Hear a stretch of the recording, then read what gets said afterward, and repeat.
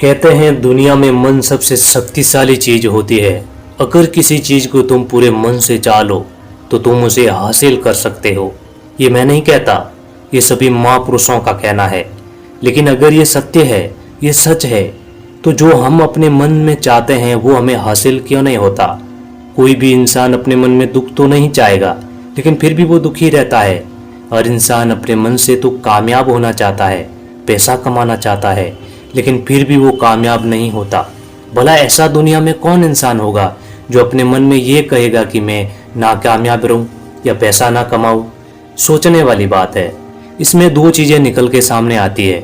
या तो वो महापुरुष गलत थे जिन्होंने ये बात बोली कि मन से सोची हुई चीज हासिल हो जाती है, या फिर हमारे सोचने का तरीका ही गलत है। आज की जो कहानी मैं आपको सुनाने वाला हूँ, इसमें आपको एक ऐसा मंत्र मिलेगा। इसे समझने के बाद आपको एक ऐसा मंत्र पता चलेगा जिसे आप ये समझ पाएंगे कि अपने मन से कोई भी चीज को कैसे सोची जाती है, अपने मन में किसी चीज का बीज कैसे बोया जाता है।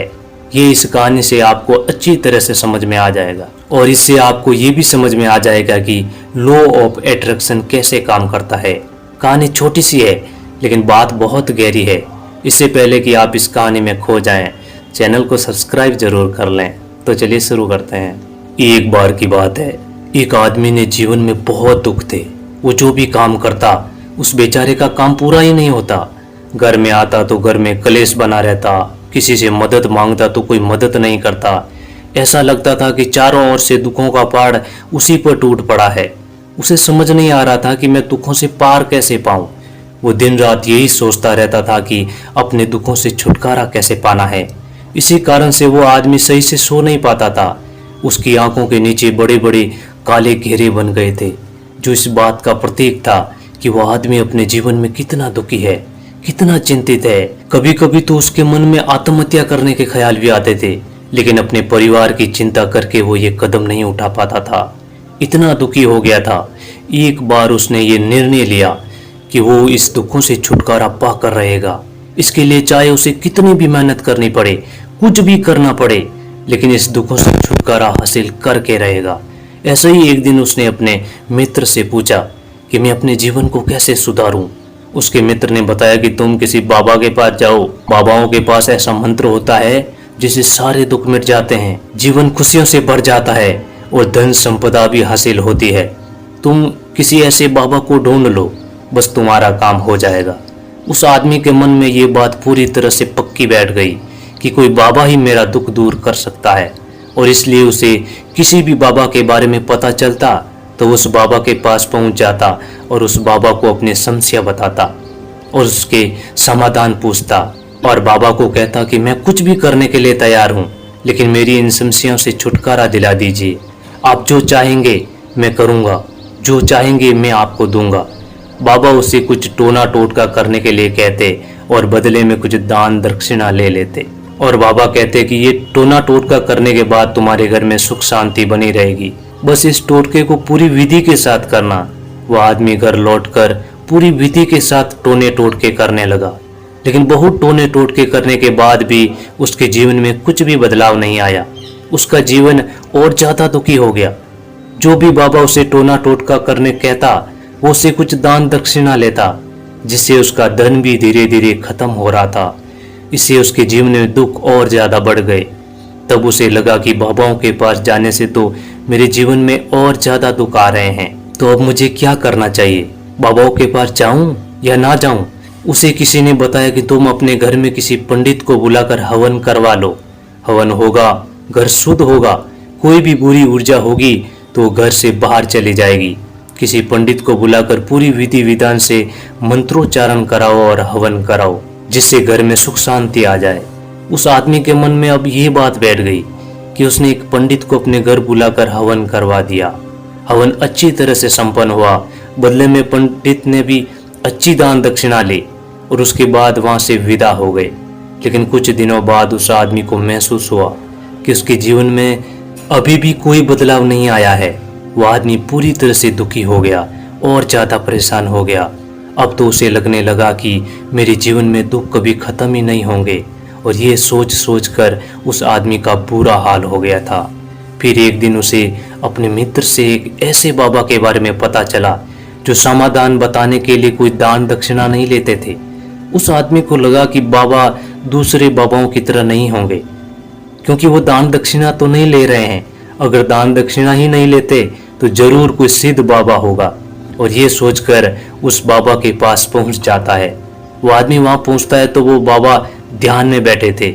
ये देखकर वह आदमी वहीं पर चुपचाप बैठकर ध्यान से बाहर आने का इंतजार करने लगा। थोड़ी देर बाद बाबा ने आंखें खोली तो सामने एक दुखी और परेशान युवक को बैठे देखा।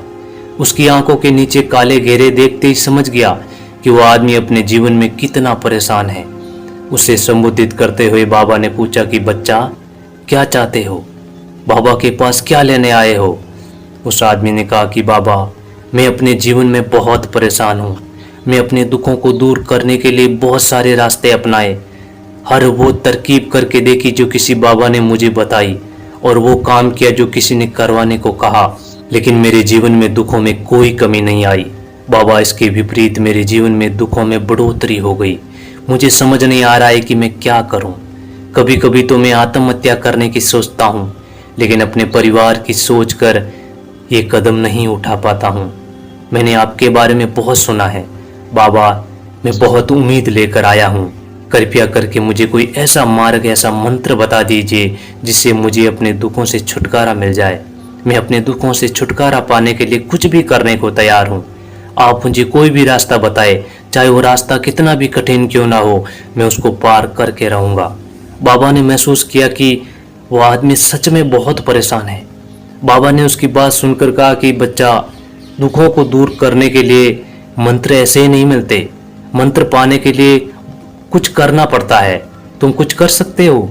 ये सुनकर पहले तो उस आदमी ने सोचा कि ये बाबा भी मुझसे दान दक्षिणा ही मांगेंगे, लेकिन कोई और रास्ता ना पाकर उस आदमी ने कहा कि बाबा, मैं आपको जितना दान चाहिए दूंगा, लेकिन आप मुझे कोई ऐसा सच्चा मंत्र बता दीजिए जिससे मेरा दुख दूर होना चाहिए, वो मंत्र पूरा होना चाहिए, उसका फल मुझे मिलना चाहिए।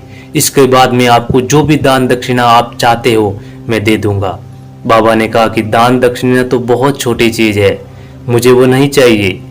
इस पर उस आदमी ने सोच विचार करके बोला, तो बाबा, मैं अंगारों पर चलने के लिए तैयार हूँ, आप मुझे बस आज्ञा दीजिए। बाबा ने कहा कि अंगारों पर चलने वाली छोटी चीज मैं तुमसे नहीं करवाने वाला।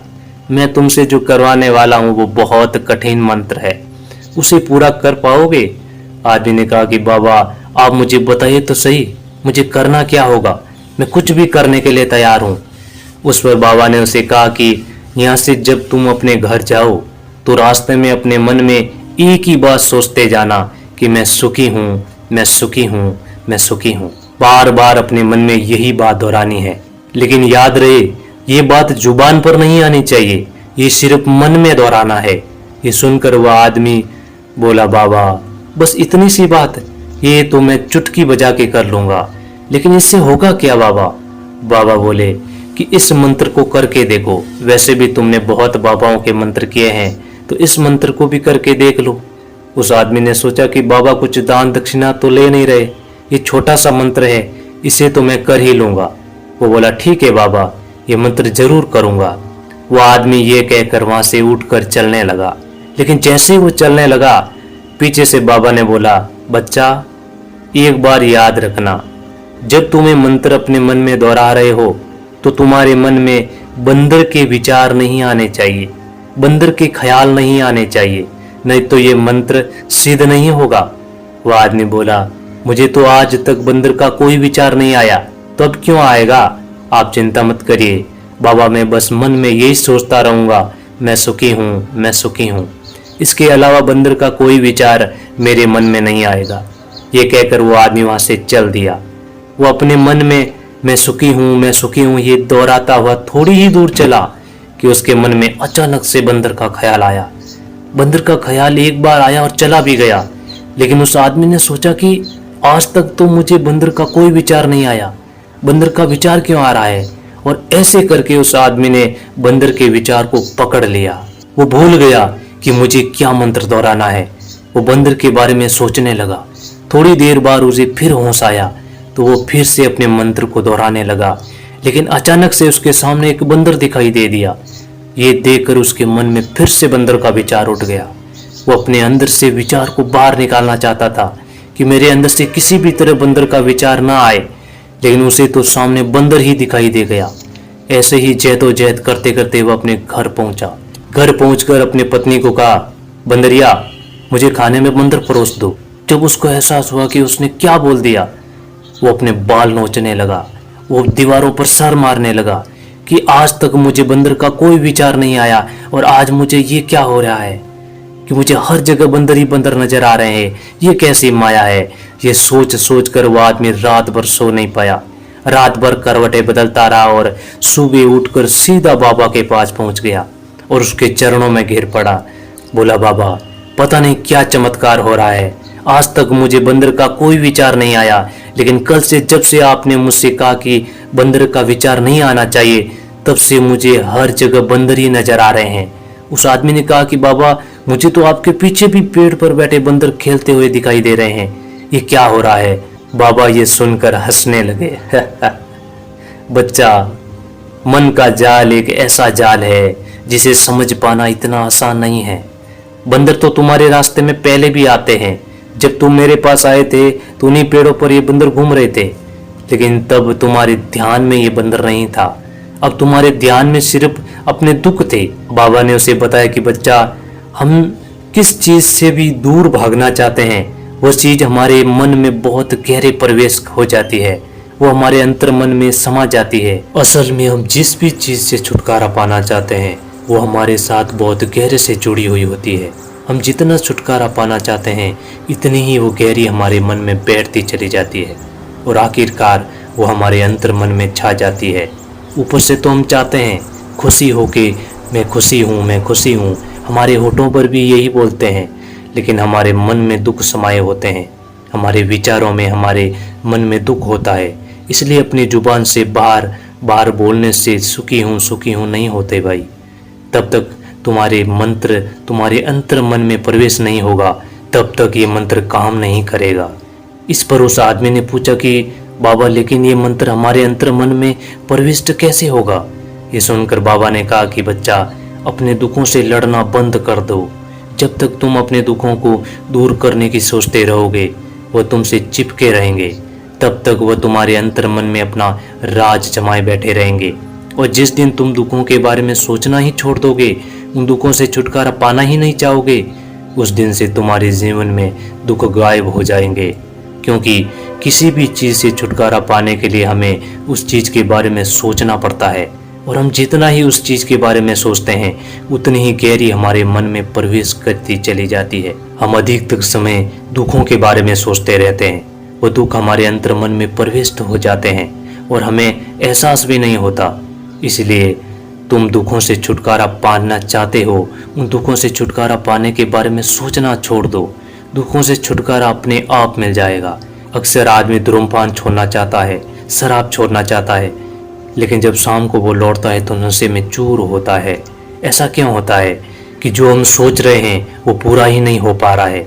असल में हम उस चीज़ को बहुत ज़्यादा तवज्जो दे रहे हैं, उस चीज़ को बहुत ज़्यादा अहमियत दे रहे हैं, तो उसकी इम्पोर्टेंसी यानी कि उसकी विशेषता को हम बढ़ा देते हैं। हमारा मन उस चीज़ के बारे में जितना ज़्यादा सोचेगा, शराब या धूम्रपान छोड़ने के बारे में जितना ज़्यादा सोचेंगे, हमारा मन उतना ही उस चीज़ के पीछे भागेगा। हमें उस चीज़ से लड़ना नहीं है, बल्कि बिना सोचे गुजर जाना है।